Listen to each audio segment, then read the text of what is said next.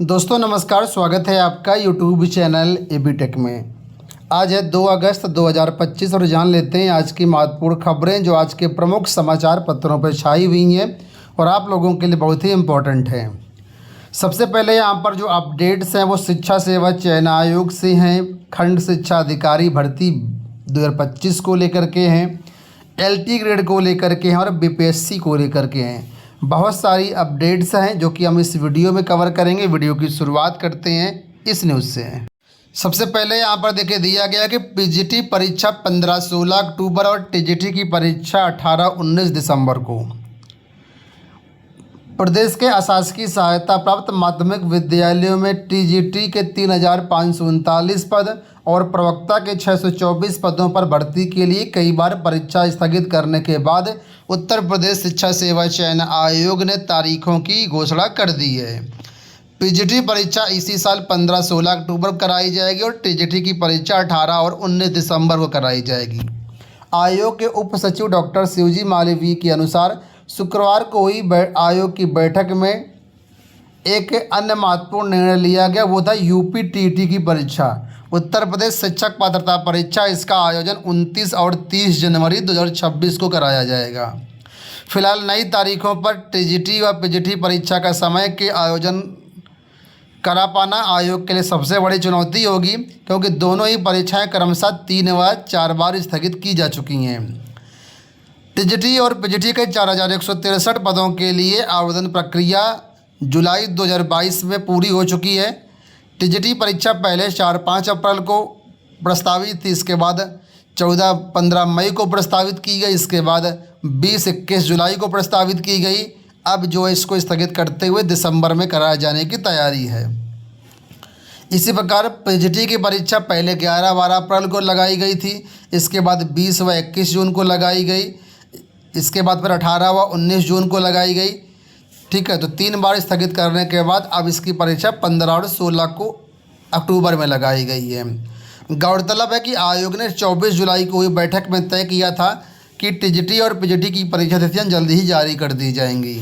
तो ये आपके सामने डेट हैं, इन्हीं डेट के अनुसार आप लोग अपनी तैयारी करें। आपको बता दें UPTGT PGT 2022 परीक्षा के लिए 13,19,000 छात्रों ने आवेदन कर रखा है, जो कि इन आगामी परीक्षाओं में शामिल होंगे। वहीं पर 4 साल के लंबे इंतजार के बाद अब UPTT के विज्ञापन को लेकर के आपके सामने अपडेट है कि इसकी परीक्षा अगले साल कराई जाएगी। इसका विज्ञापन जल्द ही जारी किया जाएगा। तो जैसे ही सारी कोई अपडेट आती चैनल के माध्यम से हम आप तक पहुंचा देंगे। लेटेस्ट अपडेट पाने के चैनल को सब्सक्राइब कर लीजिए और टेलीग्राम में जुड़ जाइए। काफ़ी लंबे इंतजार के बाद खंड शिक्षा अधिकारी भर्ती का रास्ता भी साफ हो गया है। आप लोग जानते हो कि खंड शिक्षा अधिकारी भर्ती में समकक्षार्हता एक मामला था जिसको लेकर के ये भर्ती फंसी थी। इससे पहले LT ग्रेड और JIC प्रवक्ता की भर्तियों में भी सेम मामला था। तो फिलहाल इसको जो है जो समकक्षार्हता का मामला था वो क्लियर कर दिया गया है। संशोधित नियमावली जारी कर दी गई है, अब इसमें कोई भी अड़चन नहीं है। लिखा हुआ है कि बेसिक शिक्षा विभाग में खंड शिक्षा अधिकारी भर्ती का रास्ता साफ हो गया है। राज्यपाल की मंजूरी के बाद उत्तर प्रदेश शैक्षिक सेवा संशोधित नियमावली 1992 जारी कर दी गई है। खास बात यह है कि नियमावली में भर्ती के लिए शैक्षिक योग्यता से समकक्षता शब्द को हटा दिया गया है। पहले नियमावली में किसी विश्वविद्यालय से स्नातकोत्तर उपाधि या समकक्ष मान्यता प्राप्त उपाधि धारक आवेदन करने के लिए अर्ह थे।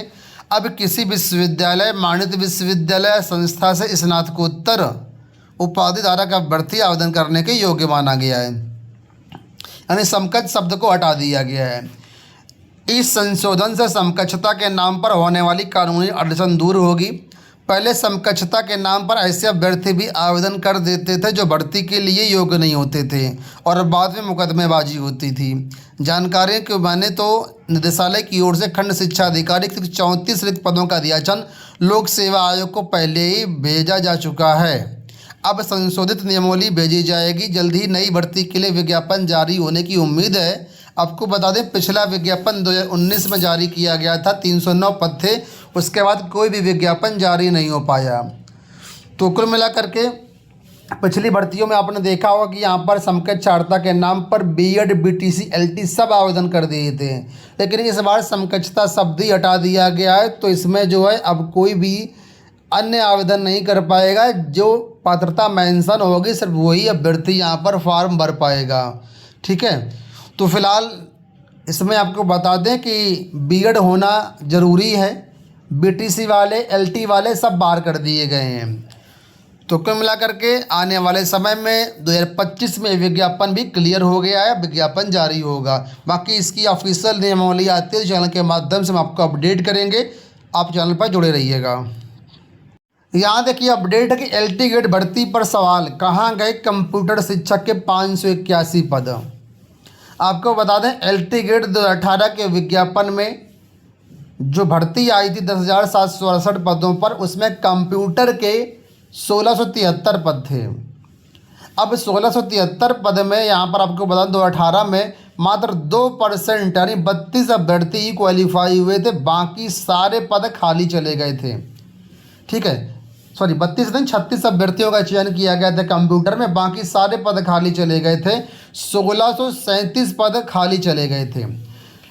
करीब 7 साल के बाद ये जब भर्ती आई है तो इस बार कंप्यूटर शिक्षक के मात्र 1056 पद ही शामिल किए गए हैं, जिसमें 601 पद पुरुष के हैं, 455 पद महिला के हैं। तो जाहिर सी बात है पिछली बार 1637 पद खाली गए, विज्ञापन आया 1056 पदों पर, तो ये 581 पद कहाँ चले गए। जबकि 7 साल के बाद भर्ती आई है तो पदों की संख्या बढ़नी चाहिए या घटनी चाहिए।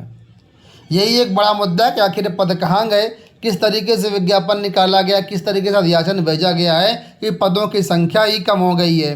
आपको बता दें इस बार कंप्यूटर विषय में चयन के बेहद आसान अवसर हैं, क्योंकि यहाँ पर बीएड नहीं मांगा गया है, सिर्फ कंप्यूटर डिग्री की बेस पर यहाँ पर आवेदन करेंगे और यहाँ पर टीचर बन पाएंगे। बिहार में डोमोसाइल नीति लागू करने को लेकर के प्रदर्शन।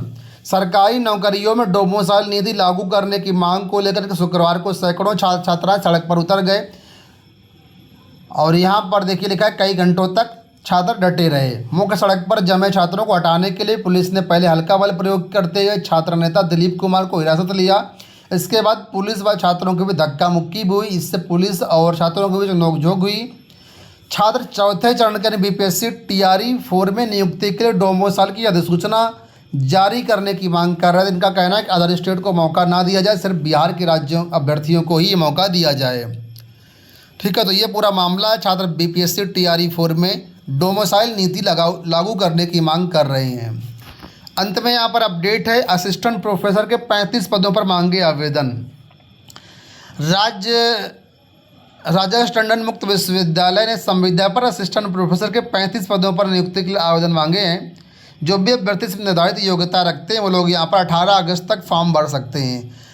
आवेदन के लिए आप लोग ऑफिशियल वेबसाइट विजिट कर लीजिएगा। मानदेय के रूप में यहाँ पर 38,000 रुपये निर्धारित किया गया है। दोस्तों ये हो गई आज की सारी सूचनाएं। इस वीडियो में इतना ही, धन्यवाद।